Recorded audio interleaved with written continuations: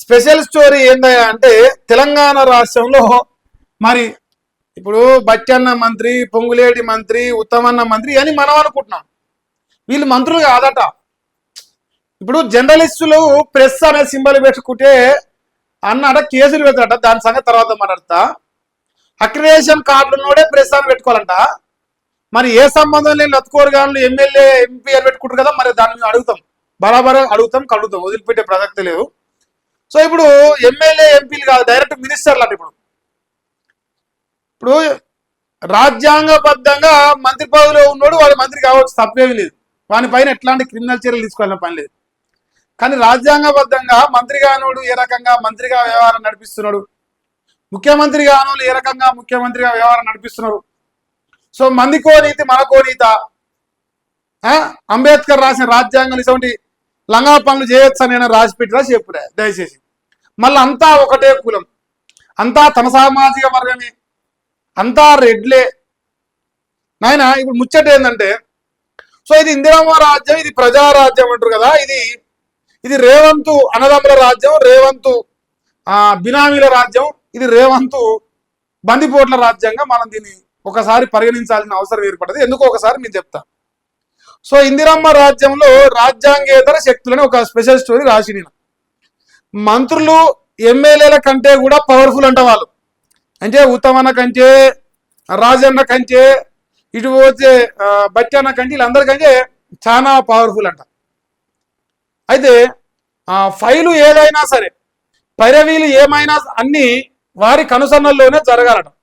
Private వ్యక్తులు వక్తలు ఉన్నాయి, తప్పు రాసినాయి. ప్రైవేటు వ్యక్తులు గుప్పిట్లో తెలంగాణ పాలనా యంత్రాంగం ఉన్నది.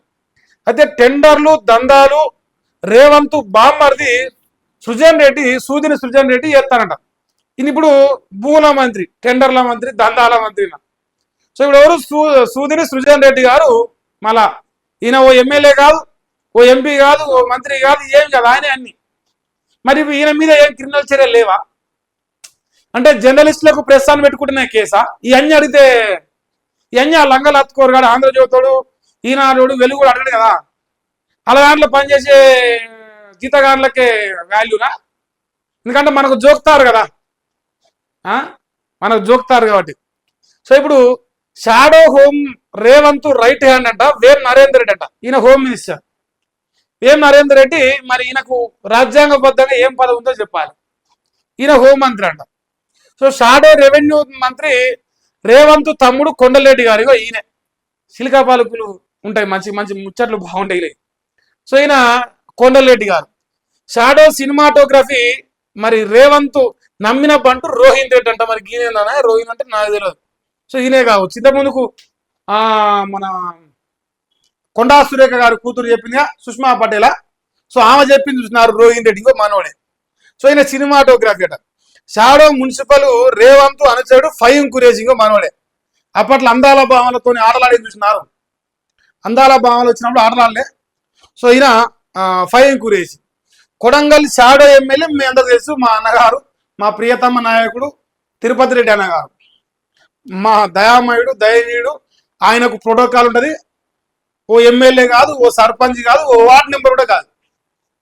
మళ్ళా రేవంత్ కేసీఆర్ కుటుంబ మొత్తం రాజకీయం ఎత్తాను. మనం ఏం బిక్తాను, కేసీఆర్ ఇంట్లో ముగ్గురుంటే మన ఇంట్లో 10 మంది తయారయ్యారు. ముందు నష్టం కాల ఉన్నది మాట్లాడితే మన కొంప 10 మంది తయారయ్యారు. దుబ్బి తింటానికి తెలంగాణ అయ్యే జాగి దాచిపెట్టడానికి తింటానికి 10 మంది తయారయ్యారు. అందుకే లెక్కలు రాసి కదా. సో ఇప్పుడు మరి విదేశీ పెట్టుబడుల వ్యవహారాలు రేవంత్ తమ్ముడు ఇంకో కృష్ణారెడ్డికి. ఈయన కావచ్చు, ఈయన అమెరికాలో ఉంటాడు అంటారు, ఈయన కృష్ణారెడ్డి కావచ్చు. సో పైరవీలు, దందాలు రేవంత్ చిన్ననాటి దోస్తు అనిల్ రెడ్డి అంట. మరి అనిల్ రెడ్డి అంటే ఈయనే కావచ్చు, దోస్తు అంటే ఈయనే కావచ్చు. సో ఇంత ఇక రేవంత్ రెడ్డి క్యాబినెట్ దొంగ క్యాబినెట్. ఇది ఇప్పుడు అసలు సిద్ధమైన క్యాబినెట్, ఇది దొంగ క్యాబినెట్. ఇది మరి ఇలా ఈ రాష్ట్ర ప్రజలు గమనించాలి. ఇప్పుడు జర్నలిస్టులు ప్రెస్ అని పెట్టుకోవచ్చే ఆయన కట్ట నొప్పిలేస్తాదంట, చాలా నొప్పిలేస్తాదంట. మరి మేము కూడా అడుగుతున్నాం, మరి నీ అయ్యా జాగిన పంచదాయిడా వీళ్ళందరూ దోషి పెడతానికి నిన్ను ఒక్కరిని ముఖ్యమంత్రిని చేసినావా? నీ అన్నదమ్ములు, నీ పరివారం, నీ దోస్తుగాన్లు, మీ బామ్మర్దులు అందరూ ముఖ్యమంత్రిని చేసినావా? మరి వాడేడు మా సొమ్ము తింటానికి మనకి ఏం అరగతుంది? వాడు ఎట్లా తింటాడు మా సొమ్ము? ప్రజల సొమ్ము తినడానికి వాడు అయ్యా జాగిరా? అది కూడా మేము అడుగుతాం కదా. ఇవన్నీ అడిగితే మేము జర్నలిస్టులం కాదు. నీకు నీకు జోకు నా కొడుకులు మాత్రమే జర్నలిస్టులు. ఏది ఆంధ్రజ్యోతి రాధాకృష్ణ అన్నట్లు అతుకోరు నా కొడుకులు వాళ్ళే జర్నలిస్టులు. సో ఇప్పుడు రేవంత్ రెడ్డి గారి మరి షాడో క్యాబినెట్ మరి ఇందిరమ్మ రాజ్యమా, ఇది అనుమూల రాజ్యమా, ఇది రెడ్ల రాజ్యమా, ఇది లేకపోతే ప్రజా పరిపాలన, పందికొక్కుల పరిపాలన, మరి ప్రజలుగా న్యాయ నిర్ణేతలు మీరే డిసైడ్ చేయండి. ఇప్పుడు మంది కంట కోడలి కంట అత్త నీతులు చెప్తాదంట. లేదు కోడల అట్లా దుంకొద్దు, అట్లా మంచిది కాదని. అత్త అంట 2 కోడలు దుంకుతంట రోజు. జంపింగ్ జపాక్స్ అంట, పైకి దుంకుతుంది. మరి నేనేం అడుగుతున్నా రేవంత్ అన్న, నువ్వు చేసే లంగా కథల గురించి చెప్పవేంది? మా జర్నలిస్టులను ఏంచే మునగాడా, మరి నీకు సరిపోని మంట పెడతాను కానీ మా మీద మంటలేసి నువ్వేదో కథలు వాడుతున్నావు. మరి నువ్వు చేసే కథల గురించి కూడా చెప్పరాదు? నీ క్యాబినెట్ లో మంత్రులు లేరా? సినిమాటోగ్రఫీ మంత్రి లేడా? రెవెన్యూ శాఖ మంత్రి లేడా? ఏ మంత్రి లేడు? ఎందుకు ఇలా అత్తుకోరు వాళ్ళందరినీ గుంపు ముందర వేసుకున్నావు? ఓడిడు ఇక యోనం కోడు. అసలు ఈ రాష్ట్ర ప్రజలకు ఏం సంబంధం వాళ్ళు?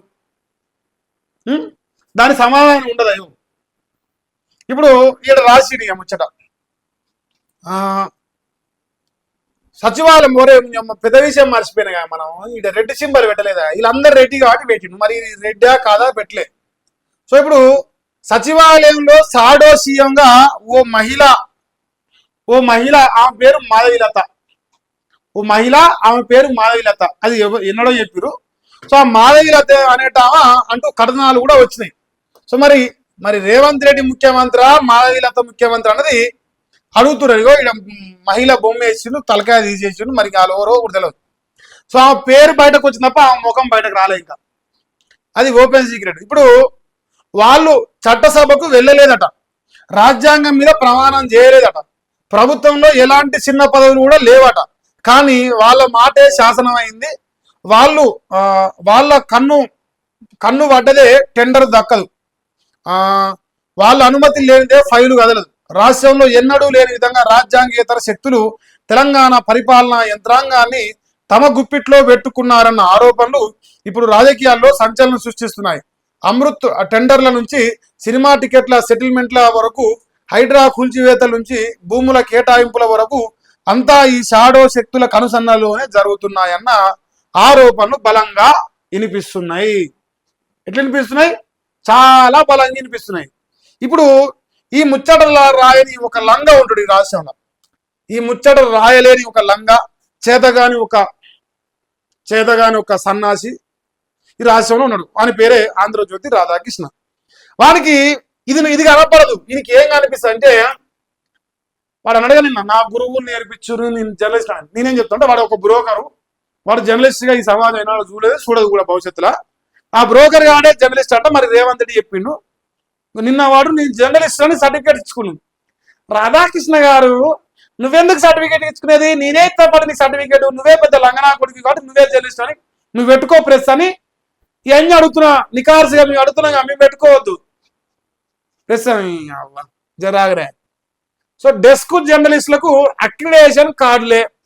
జీవో 252 నుంచి మీడియా కార్డులు అన్న పదం తొలగించారట. సో రాష్ట్ర మీడియా కమిటీలో ప్రెస్ క్లబ్, డెస్క్ జర్నలిస్ట్ నుంచి ఒక్కొక్కరికి స్థానం అట. ఇక మరి అలా మనం లేవు కదా, అలా మనం లేవు.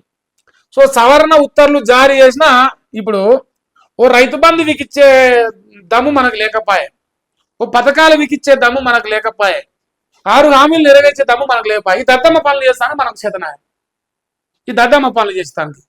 ఇప్పుడు ఆయన ఆంధ్ర ఆయన కదా, సగం తెలుగు రాస్తాడు. ఈయన రాసిండు ఒకసారి ఇదే ముచ్చట. ఏం రాసిండు చూడు. వాహనాలపై ప్రెస్సు అని కేవలం వారికేనట, నిబంధనలు ఉల్లంఘిస్తే కఠిన చర్యలు తీసుకున్నాడంట. నిజమైన జర్నలిస్టులు ఎవరు? ఉత్తిక్తి జర్నలిస్టు ఎవరు? Question mark. ఇంకెప్పుడు జర్నలిస్టులకు అక్రిడేషన్లు? Question mark. ప్రెస్ లోగో వాహనాలపై తనిఖీలు మొదలు పెడతారట. సో ఇప్పుడు ఎవడైనా సరే, ఇప్పుడు నేను జర్నలిస్ట్ గా మరి వాదులు అవుతానా, నేను ప్రెస్ అని పెట్టుకుని అనుకో, ఇప్పుడు నా పైన కేసు పెడతారు, నన్ను ఎంక్వైరీ చేస్తారు, పీకవలసిందే. ఇప్పుడు ఇవన్నీ చేసి మీ ఇవన్నీ వీక్తాను వదిలిపెడతాను అనుకుంటారా? ఇప్పుడు ప్రెస్ అని వీక్తాను, ఇంకా మీరు ఏదో పొడుస్తాను, మేము వదిలిపెడతామా? ఇప్పుడు నీ లెక్క చంద్రబాబు నాయుడు ఎంగిల్ మెతుకుని తిని మీ తెలంగాణ వ్యతిరేకంగా పనిచేయలే. బాజాబ్తా తెలంగాణ బిడ్డలం, బాజాబ్తా చెప్తున్నాం. నువ్వు ఇంకా 100 విక్కో, నిన్నోడు వదిలిపెట్టాడు. ఇక నిన్నెవ్వడు వదిలిపెట్టాడు. నువ్వు ప్రెస్ లోగో ఉంచేది ఉండకపోతే నువ్వు పని చేయి.